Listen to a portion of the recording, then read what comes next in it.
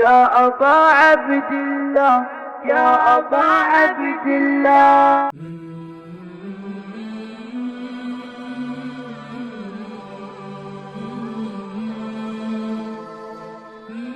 أعوذ بالله السميع العليم من الشيطان اللعين الرجيم. بسم الله الرحمن الرحيم. الحمد لله رب العالمين وبه نستعين إنه خير ناصر ومعين وصلى الله على سيد الأنبياء والمرسلين وعلى أهل بيته الطيبين الطاهرين. ناظرین السلام علیکم ورحمۃ اللہ وبرکاتہ. آپ کا اس چینل رضویہ پر خیر مقدم ہے اور آپ کے شکر گزار بھی ہیں کہ آپ نے اپنے قیمتی وقت کو اس چینل کے سپرد کیا.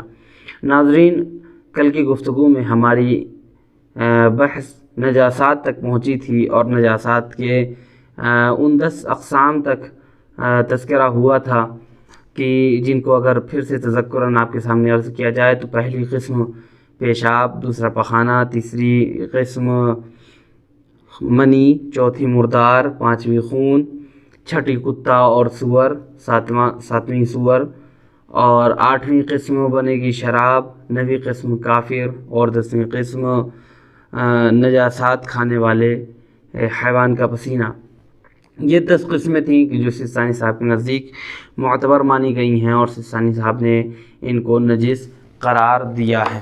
اب اس کے بعد ایک مرحلہ جو اس سے آگے بڑھ کے ہے وہ یہ ہے کہ اب ہماری گفتگو انہی نجاسات کے حوالے سے کچھ احکام کے سلسلے سے ہے کہ جس میں سب سے پہلا مسئلہ یہ ہے کہ اگر قرآن کریم نجس ہو جائے یا قرآن کریم کے نجس ہونے کے حوالے سے کہ اگر کوئی نجس کر دیتا ہے تو کیا حکم پایا جاتا ہے.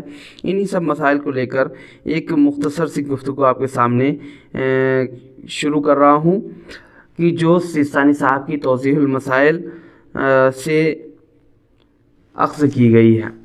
پہلا مسئلہ قرآن مجید کی تحریر اور ورق کو نجس کرنا جبکہ یہ فعل بے حرمتی شمار کی جاتی ہو، ایسی صورت میں بلا شبہ حرام ہے یہ کام، اور اگر نجس ہو جائے تو فوراً اسے پاک کرنا واجب ہے، دھونا پانی سے ضروری ہے. بلکہ اگر بے حرمتی کا پہلو بھی نہ پایا جائے، یعنی بے حرمتی نہ بھی ہو رہی ہو، تب بھی ایسا کام کرنا حرام ہے، لیکن یہ احتیاط واجب کی بنا پر. دوسرا مسئلہ، اگر قرآن مجید کی جلد نجس ہو جائے اور اسے قرآن مجید کی بے حرمتی اور اس سے قرآن مجید کی بے حرمتی ہوتی ہو تو جلد کو پانی سے دھونا ضروری ہے، اس لیے کہ آپ جانتے ہیں کہ جلد قرآن کا حصہ نہیں ہے. قرآن کے وہ حروف کہ جس پہ آیات لکھی ہوئی ہیں وہ اصل قرآن ہیں، اور جتنے بھی حکم ہیں نجس پاک یا باوضو ہو کر یا دوسرے احکام، یہ سب اسی حروف کے حوالے سے ہیں، جلد اس میں شامل نہیں ہے. اس لیے کہ مجرب انسان بھی جلد کو چھو سکتا ہے، جس نے وضو نہیں کیا ہے وہ بھی جلد کو چھو سکتا ہے، لیکن بغیر وضو کے حروف قرآن کو چھونا حرام ہے، اور اسی طریقے سے مجنب کے لیے حرام ہے، اور اسی طریقے سے ان حروف کو نجس کرنا بھی حرام ہے. لیکن اگر جلد کو نجس کرنا بے حرمتی مانی جاتی ہو تو ایسی صورت میں شاید وہ بھی حرام قرار پائے گا. قرآن مجید کو کسی عین نجاست مثلا خون یا مردار پر رکھنا، چاہے وہ عین نجاست سوکھ ہی کیوں نہ گئی ہو، خشک ہی کیوں نہ ہو گئی ہو. خون تھا، ایک کپڑے پہ لگا ہوا ہے اور اب وہ خون سوکھ گیا ہے، اب ہم چاہیں کہ اس پر قرآن مجید رکھ دیں، کہا نہیں، اس کو نہیں رکھنا چاہیے، اور اگر بے حرمتی کا باعث ہے تو حرام ہے، اگرچہ کہ وہ خون سوکھ گیا ہے. قرآن مجید کو نجس روشنائی سے لکھنا، نجس انک سے لکھنا، چاہے ایک حرف ہی کیوں نہ ہو، اسے نجس کرنے کے حکم میں آتا ہے. جس طریقے سے قرآن مجید کو نجس کیا جا رہا ہو، اسی طریقے سے یہ کام بھی ہے کہ اسے نجس انک سے، نجس روشنائی سے لکھا جائے. اور اگر ایسی صورت آ جائے تو فوراً اس کو دھلنا ضروری ہے، مٹانا ضروری ہے۔ اگر کافر کو قرآن مجید دینا بے حرمتی شمار ہو تو ایسی صورت میں قرآن دینا حرام ہے اور اس سے واجب ہے کہ واپس لے لیا جائے۔ نجس چیز کا کھانا پینا یا نجس چیز کو کسی کو کھلانا حرام ہے، مطلقاً حرام ہے۔ اگر کوئی چیز نجس ہے تو آپ اسے کھا نہیں سکتے، آپ کے لیے کھانا حرام ہے۔ نجس چیز رکھی ہے، آپ کے لیے نجس تھی، آپ نے سوچا چلو اسے کسی کو کھلا ہی دیتے ہیں۔ اگر ہم کسی کو کھلائیں گے تو وہ گنہگار نہیں ہوگا، لیکن آپ گنہگار ہوں گے، ہم گنہگار ہوں گے۔ کیوں؟ اس لیے کہ چونکہ ہمیں پتا تھا کہ نجس ہے اور ہم اس چیز کو دوسروں کو کھلا رہے ہیں، البتہ اسے چونکہ نجاست کا علم نہیں ہے اس لیے کیا ہوگا، اس کے لیے حلال ہے۔ اگر بچے یا دیوانے نجس غذا کھائے تو اس کو روکنا ضروری نہیں ہے۔ جو نجس چیز پاک کرنے کے قابل ہے اسے آپ بیچ سکتے ہیں، اسے آپ قرض کے طور پر دے سکتے ہیں، لیکن کچھ شرطوں کے ساتھ۔ اس لیے کہ آپ کو پتہ ہے نجس چیز بیچی نہیں جا سکتی ہے، نجس چیز کو آپ بیچ نہیں سکتے ہیں۔ نجس چیز کا کھانا پینا یا کسی دوسرے کو کھلانا پلانا حرام ہے۔ جو چیزیں آپ کے لیے نجس ہیں آپ اسے کھا نہیں سکتے، جو چیزیں آپ کے لیے نجس ہیں اسے آپ کسی دوسرے کو کھلا نہیں سکتے۔ کیوں نہیں کھلا سکتے؟ اس لیے اس کے لیے تو نجس نہیں ہے نا، آپ یہ تصور کر سکتے ہیں، لیکن جواب یہ آپ کے لیے نجس ہے نا، آپ کو پتہ ہے نا کہ وہ چیز نجس ہے اور وہ کھائے گا تو یقیناً اگر اسے علم نہیں ہے کہ یہ چیز نجس ہے تو شاید اسے گناہ بھی نہیں ہو، اور لیکن اثر وضعی ضرور رکھے گا۔ جس طریقے سے زہر ہے، ہمیں بھلے ہی نہ پتہ ہو کہ یہ زہر ہے لیکن زہر تو اپنا کام کرے گا نا، زہر جو اپنا اثر رکھتا ہے وہ زہر اثر دکھائے گا۔ اسی طریقے سے نجس چیز اگر ہمیں نہیں پتہ ہے کہ یہ چیز نجس ہے تو یقیناً اس کا اثر وضعی پایا جائے گا اور وہ اثر کہ جو اس کے اندر ہے وہ ہمیں ملے گا۔ اس لیے نہ نجس چیز کھائیے نہ نجس چیز کھلائیے، اس دونوں حرام کام ہیں۔ لیکن ہاں اگر بچہ ہے، دیوانہ ہے، اگر کوئی نجس چیز کھا رہا ہے تو ایسی صورت میں آپ کا منع کرنا، آپ کا روکنا ضروری نہیں ہے۔ ایک قاعدہ یہ ہے کہ جو چیز نجس ہیں آپ انہیں بیچ نہیں سکتے، آپ انہیں عایتاً کسی کو دے نہیں سکتے، لیکن کوئی ایسی چیز کی جو نجس ہے اور پاک ہونے کے قابل ہے، اس کو پاک کیا جا سکتا ہے، اسے آپ دے سکتے ہیں۔ اسے دینے میں، اسے بیچنے میں، اس کو قرض دینے میں کوئی حرج نہیں ہے۔ لیکن جب ہم قرض دے رہے ہیں، جب ہم عاریتاً دے رہے ہیں، جب ہم اس کو بیچ رہے ہیں تو دو شرطیں پائی جانی چاہیے۔ دو شرطیں یہ ہیں کہ جب اندیشہ یہ ہو کہ دوسرا فریق کسی واجب حکم کی مخالفت نہیں کرے گا۔ اگر آپ کو یقین ہو جائے کہ یہ جو نجس کام ہے، یہ جو نجس چیز ہے، اس کو ہم جو بیچ رہے ہیں، اگر اس کو لے جانے کے بعد وہ کسی حرام کام میں، کسی خداوند متعال کے حکم کی نافرمانی کرنے میں کام کرے گا تو ایسی صورت میں کیا ہے؟ حرام ہے۔ اس کو پہلے بتایا جائے پھر اس کے بعد بیچا جائے، اور اگر ایسا نہیں ہے تو پھر بتانا ضروری نہیں ہے۔ مثلا لباس کے نجس ہونے کا مسئلہ ہے، ایک کپڑا ہے، آپ جانتے ہیں کہ وہ کپڑا نجس ہے، کوئی آیا کہنے لگا مجھے قرض کے طور پر یہ کپڑا دے دو یا یہ کپڑا مجھے بیچ دو۔ اب آپ اگر آپ کو یہ اطمینان نہ ہو کہ وہ اس کے ذریعے سے کوئی ایسا کام کرے گا کہ جو حکم خداوند متعال کی مخالفت میں ہو، تو اس صورت میں آپ دے سکتے ہیں۔ یا یہ کہ اگر آپ کو پتہ ہے کہ یہ کپڑا یہ حکم خداوند متعال کی مخالفت میں انجام دے گا، تو ایسی صورت میں آپ کے لیے جائز نہیں ہے۔ لیکن ہاں، جیسے یہی کپڑا ہے، اب اس کو نماز کے لیے استعمال کرے گا، نماز میں ضروری نہیں ہے، شرط واقعی نہیں ہے، حکم واقعی نہیں ہے کہ کپڑا کیا ہو، پاک ہو۔ ہم اگر نہیں جانتے کہ کپڑا نجس ہے تو ایسی صورت میں ہم اس کپڑے کو پہن کے نماز پڑھ سکتے ہیں۔ دوسری شرط، جب بیچنے یا عاریتاً دینے والے کو یہ توقع ہو کہ دوسرا فریق اس کی بات پر عمل کرے گا۔ ایک آدمی سے کہ جو آپ کی بات مانتا ہی نہیں ہے، جو آپ کی بات پر عمل کرے گا نہیں، اسے بتانے سے کوئی فائدہ نہیں ہے۔ اگر نہیں بھی بتاتے تب بھی ضروری نہیں ہے کہ آپ اسے بتائیں۔ اگر ایک شخص کسی دوسرے کو نجس چیز کھاتے یا نجس لباس میں نماز پڑھتے دیکھے تو اس کے بارے میں کچھ کہنا ضروری نہیں ہے۔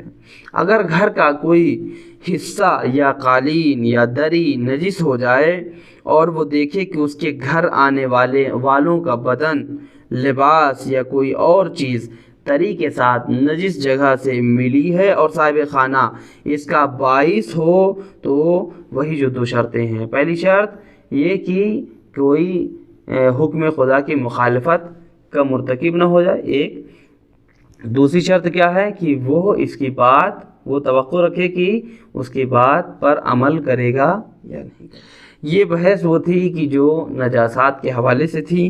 اب ہماری گفتگو مطہرات کے حوالے سے تھی کہ ان نجس چیزوں کو کون سی چیزیں پاک کرتی ہیں۔ سیستانی صاحب کے نظریے کے مطابق کل 12 چیزیں ہیں کہ جو نجس چیزوں کو پاک کرنے کے کام آتی ہیں، جو نجس چیزوں کو پاک کرتی ہیں، جن کو میں پہلے ایک فہرست کے عنوان سے آپ کے سامنے پڑھتا ہوں اور اس کے بعد دھیرے دھیرے ایپیسوڈ میں آپ کے سامنے ان کی شقیں اور ان کی قسمیں توضیح کے ساتھ پیش کروں گا۔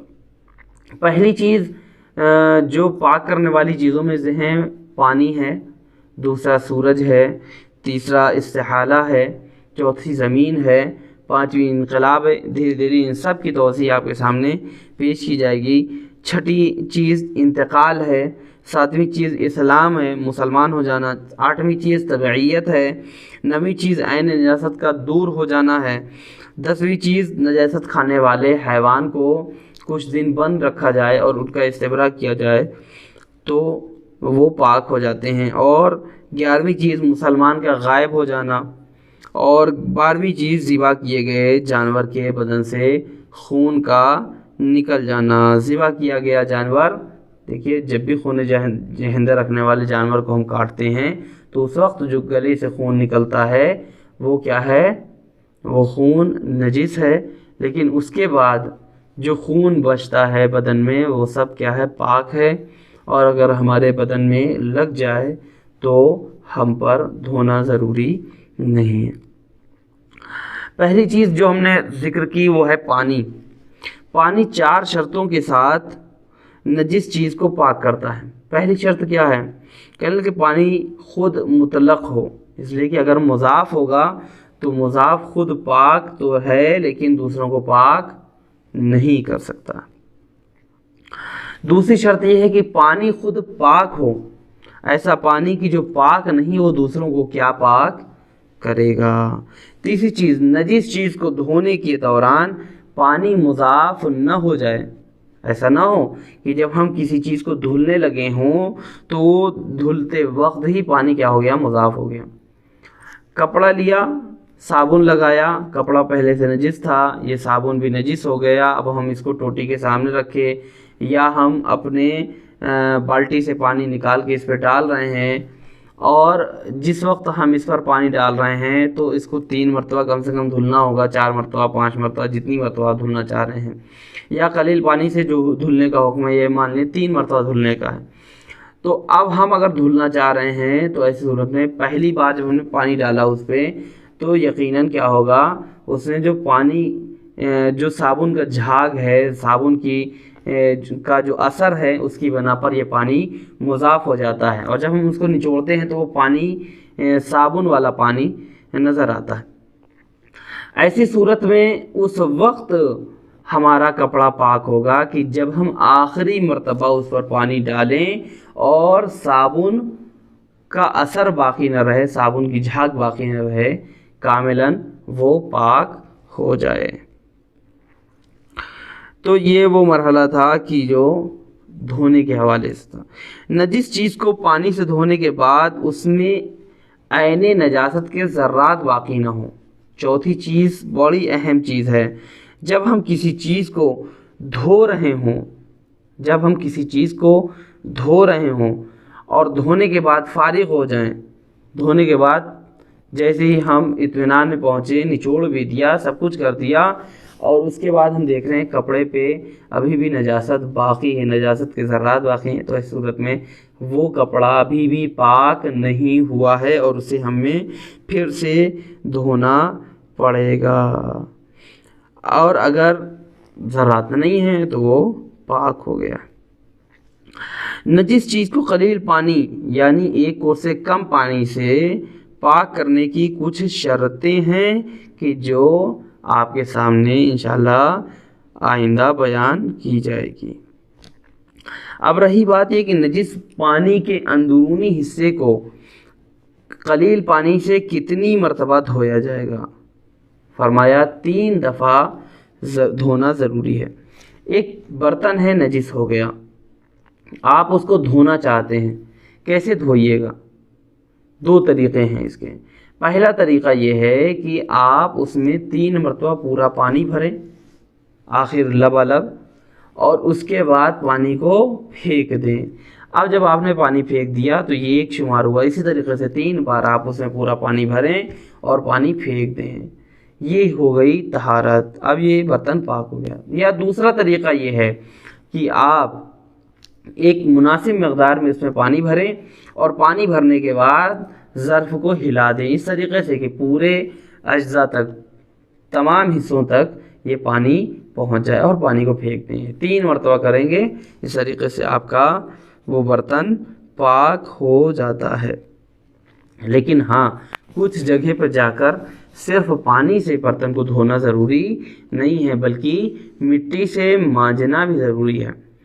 وہ کب ہے؟ کہا جب کتا کسی ظرف کو چاٹ لے یا کسی ظرف سے پی لے۔ جہاں پر کسی ظرف سے لیکوڈ چیز، کسی برتن سے لیکوڈ چیز کو وہ پیتا ہے، ایسی صورت میں ہمیں پہلے مٹی سے مانجنا ہوگا اور اس کے بعد پھر ہمیں 2 مرتبہ پانی سے دھلنا ہوگا۔ لیکن اگر سالڈ چیز ظرف کے اندر، برتن کے اندر رکھی ہوئی ہے اور اب اگر ہم اسے دھلنا چاہتے ہیں تو پہلے مٹی سے مانجیں گے اور 3 مرتبہ قلیل پانی سے ہم اسے دھلیں گے۔ یہ وہ مرحلہ تھا کہ جو کتے کے چاٹنے کے حوالے سے تھا۔ لیکن کبھی کبھی ایسا ہوتا ہے کہ کسی ایسے ظرف سے کتے نے پانی پیا ہے کہ جو ظرف بڑا، جسے کہا جائے کہ اس کا منہ چھوٹا ہے، اور اب ہم اسے مانجنا چاہتے ہیں تو ہماری انگلیاں، ہمارا ہاتھ اس کے اندر داخل نہیں ہوتا۔ اب ہم کیسے اسے دھلیں گے؟ مثال کے طور پہ بوتل ہے، پانی کی بوتلیں جو ہیں ان کو اگر کتا چاٹ لے اور ہم اس بوتل کو دھلنا چاہتے ہوں تو کیسے دھلیں گے؟ یا تو کوئی ایک ایسی چیز کہ جس سے مٹی پورے اجزاء تک، داخل تک پہنچ جائے، ایسے کریں گے، یا یہ کہ ہم بوتل کے اندر مٹی ڈال دیں گے اور پانی ڈال دیں گے اور پانی ڈال کے اسے اس طریقے سے ہلائیں گے کہ پورے حصے تک مٹی پہنچ جائے۔ اگر ہم ایسا کرتے ہیں تو پھر اس کے بعد 2 مرتبہ پانی ڈالنے کے بعد، 3 مرتبہ پانی ڈالنے کے بعد پاک ہو جاتا ہے۔ یہ تو وہ مرحلہ ہے کہ کتوں کے حوالے سے جو برتن شراب سے نجس ہو گیا ہو اسے 3 مرتبہ دھونا ضروری ہے۔ اس بارے میں قلیل یا کور پانی یا جاری پانی کی کوئی تخصیص نہیں ہے۔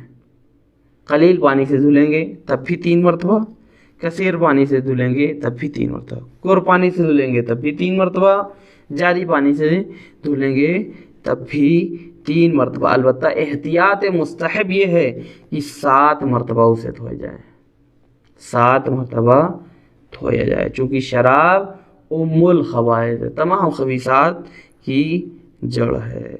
اگر ایک ایسے برتن کو جو نجس مٹی سے تیار ہوا ہو یا جس میں نجس پانی سرایت کر گیا ہو یا جاری پانی میں کور یا جاری پانی میں اگر اسے ڈال دیا جائے تو جہاں جہاں وہ پانی، کور والا پانی یا جاری والا پانی پہنچے گا وہاں وہ برتن پاک ہو جائے گا۔ اور اگر اس برتن کے اندرونی اجزاء کو بھی پاک کرنا مقصود ہو تو اسے کور یا جاری پانی میں اتنی دیر تک پڑے رہنے دیا جائے، ڈبو دیا جائے، بھگا دیا جائے کہ اس پانی تمام برتن کے اجزاء تک پہنچ جائے، ایک ایک حصے تک پانی سرایت کر جائے۔ اور اگر اس برتن میں کوئی ایسی نمی ہو جو پانی کے اندرونی حصوں تک پہنچنے میں مانع ہو تو پہلے اسے خشک کر لینا ضروری ہے اور پھر برتن کو کور یا جاری پانی میں ڈال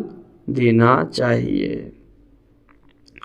اب آپ کے سامنے بیان کیا جا چکا کہ قلیل پانی سے کس طریقے سے دھلا جائے گا، وہ تو پتہ ہی ہے، 2 طریقے سے۔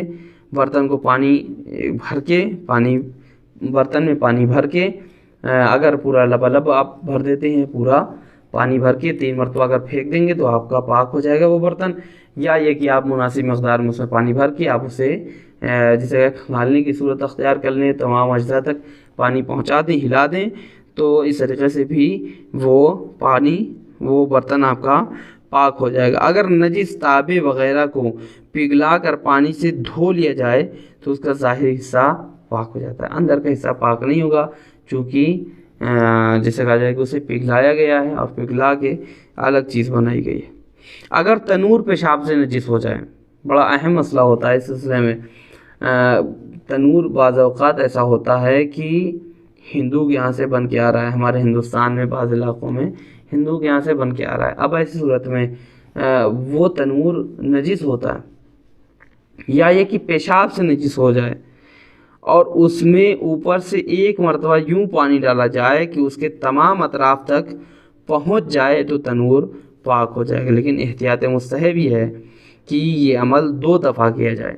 اور اگر تنور پیشاب کے علاوہ کسی اور چیز سے نجس ہوا ہو تو نجاست دور کرنے کے بعد مذکورہ طریقے کے مطابق، یعنی پانی ڈالنے کے مطابق، اس میں 1 دفعہ پانی ڈالنا کافی ہے، اور بہتر یہ ہے کہ تنور کی تہ میں ایک ایسا گڑھا کھودا جائے جس میں پانی جمع ہو سکے، پھر اس پانی کو نکال لیا جائے اور گڑھے کو پاک مٹی سے بھر دیا جائے، پر کر دیا جائے، تو ایسی صورت میں وہ تنور پاک ہو جاتا ہے۔ اب اس کے بعد جو اہم مسئلہ ہے وہ ہے اگر کسی نجس چٹائی کو جو دھاگوں سے بنی ہوئی ہو یا اس کو کور یا جاری پانی میں ڈبو دیا جائے تو نجاست دور ہونے کے بعد وہ پاک ہو جائے گی۔ ہمارے یہاں جو چٹائیاں ہوتی ہیں وہ 2 طریقے کی ہوتی ہیں، یا دھاگوں سے بنی ہوتی ہے یا یہ کہ پلاسٹک کی ہوتی ہے۔ جو پلاسٹک کی ہوتی ہے اس میں پانی جذب نہیں کرتا ہے، جب پانی جذب نہیں کرتا ہے تو وہ آپ نے کور پانی سے ایک بار پانی ڈال دیا، ختم ہو گیا پانی، جیسے ہی آپ نجاست دور ہوا وہ چٹائی کیا ہو گئی، پاک ہو گئی۔ لیکن جو دھاگوں سے بنی ہوتی ہے وہ پانی کو جذب کرتی ہے، تو انہیں کور یا جاری پانی میں ڈبو دیا جائے اور جیسی نجاست دور ہو گئی وہ فوراً پاک ہو جاتی ہے۔ لیکن اگر اسے قلیل پانی سے دھویا جائے تو جس طرح بھی ممکن ہو اس کا نچوڑنا ضروری ہے، خواہ اس میں پاؤں ہی کیوں نہ رگڑنے پڑیں، تاکہ اس کا دھون الگ ہو جائے۔ اس کو دھونے کا آسان طریقہ یہ ہے کہ وائپر کے ذریعے سے پہلے اس کو چٹائی کو بھگو لیا جائے اور پانی ڈال دیا جائے، اس کے بعد وائپر سے وائپ کر دیا جائے، اس کے ذریعے سے کیا ہوگا، پانی نکل جائے گا اور آسانی سے وہ پاک ہو جائے گی۔ اگر گندم، چاول وغیرہ کا اوپر والا حصہ نجس ہو جائے تو وہ کور یا جاری پانی میں ڈبونے سے پاک ہو جائے گا، اور اگر آب قلیل سے ہم اسے پاک کر رہے ہیں تو آب قلیل سے بھی پاک کیا جا سکتا ہے، لیکن ان کا اندرونی حصہ نجس ہو جائے تو کور یا جاری پانی ان چیزوں کے اندر تک پہنچ جائے تو یہ چیزیں پاک ہو جائیں گی۔ اگر کبھی آپ صابن کو دیکھیں کہ صابن کا اوپری حصہ نجس ہو جائے تو اسے پاک کیا جا سکتا ہے، لیکن اگر اندرونی حصہ نجس ہو جائے تو پاک نہیں کیا جا سکتا۔ اگر کسی شخص کو اس بارے میں شک ہو کہ نجس پانی صابن کے اندرونی حصے تک سرایت کر گیا ہے یا نہیں تو وہ حصہ کیا ہوگا، پاک کہلائے گا۔ اگر چاول یا گوشت یا ایسی ہی کسی چیز کا ظاہری حصہ نجس ہو جائے تو کسی پاک پیالے یا اس کے مثل کسی چیز میں رکھ کر ایک دفعہ پانی میں ڈالنے اور پھر پانی کو پھینک دینے کے بعد وہ چیز پاک ہو جاتی ہے، اور اگر کسی نجس برتن میں رکھیں تو یہ کام 3 دفعہ انجام دینا ضروری ہے، اور اس صورت میں وہ برتن بھی پاک ہو جائے گا۔ لیکن اگر لباس یا کسی دوسری ایسی چیز کو برتن میں ڈال کر پاک کرنا مقصود ہو جس کا نچوڑنا لازم ہے تو جتنی بار اس پر پانی ڈالا جائے اسے نچوڑنا ضروری ہے اور برتن کو الٹ دینا چاہیے تاکہ جو دھون اس میں جمع ہوا ہو گیا ہے وہ بہہ جائے۔ ایک بالٹی کے اندر آپ پانی بھر کے اپنے کپڑے کو دھلنا چاہ رہے ہیں تو ہمارے کپڑے چونکہ ہم قلیل پانی سے جب دھلیں گے تو اس کا نچوڑنا بھی ضروری ہے، 2 مرتبہ 3 مرتبہ اسے دھلنا ضروری ہے۔ اب 2-3 مرتبہ ہمیں نچوڑنا بھی پڑے گا اس کو۔ بالٹی کے اندر رکھا ہم نے، پانی بھرا ہم نے، اور پانی بھرنے کے بعد ہم اس کپڑے کو نکالیں گے اور نکالنے کے بعد اسے نچوڑ رہے ہوں گے۔ جب ہم نے اسے نچوڑا تو ہمیں اس وقت بالٹی میں موجود پانی کو بھی ہمیں پھینکنا پڑے گا اور اس کے بعد دوبارہ سے پانی اس کے اندر ڈالنا پڑے گا۔ اگر ہم پانی کو نہیں پھینک رہے ہیں اور پھر اسی کپڑے کو اس میں ڈال دے رہے ہیں تو اس صورت میں وہ کپڑا پھر سے نجس ہو جاتا ہے اور بالٹی پاک نہیں ہوگی، کپڑا بھی پاک نہیں ہوگا۔ اگر کسی نجس لباس کو جو نیل یا اس جیسی چیز سے رنگا گیا ہو کور یا جاری پانی میں ڈبویا جائے اور کپڑے کے رنگ کی وجہ سے پانی مضاف ہونے سے پہلے ہی تمام جگہ پہنچ جائے تو وہ لباس پاک ہو جائے گا، اور اگر اسے قلیل پانی سے دھویا جائے اور نچوڑنے پر اس میں مضاف پانی نہ نکلے تو وہ لباس پاک ہو جاتا ہے۔ یہ وہ صورت ہے کہ جہاں کپڑے پاک ہو جاتے ہیں۔ اسی طریقے سے اور بھی مسائل ہیں کہ جو آپ کے سامنے بیان کرنا مقصود ہے انشاءاللہ، لیکن وقت وہی 20 سے 25 منٹ ہی آپ کا لینا ہے، زیادہ وقت لینا مقصود بھی نہیں ہے۔ ہم اپنی گفتگو کو آج کے لیے یہیں پر منقطع کرتے ہیں اور انشاءاللہ کل اسی وقت اسی چینل کے ذریعے سے آپ کے سامنے پھر روبرو ہیں، اور احکام اسلامیہ کا یہ درس، یہ سلسلہ انشاءاللہ اسی طریقے سے جاری و ساری رہے گا۔ تب تک کے لیے خدا حافظ، فی امان اللہ، والسلام علیکم ورحمۃ اللہ وبرکاتہ۔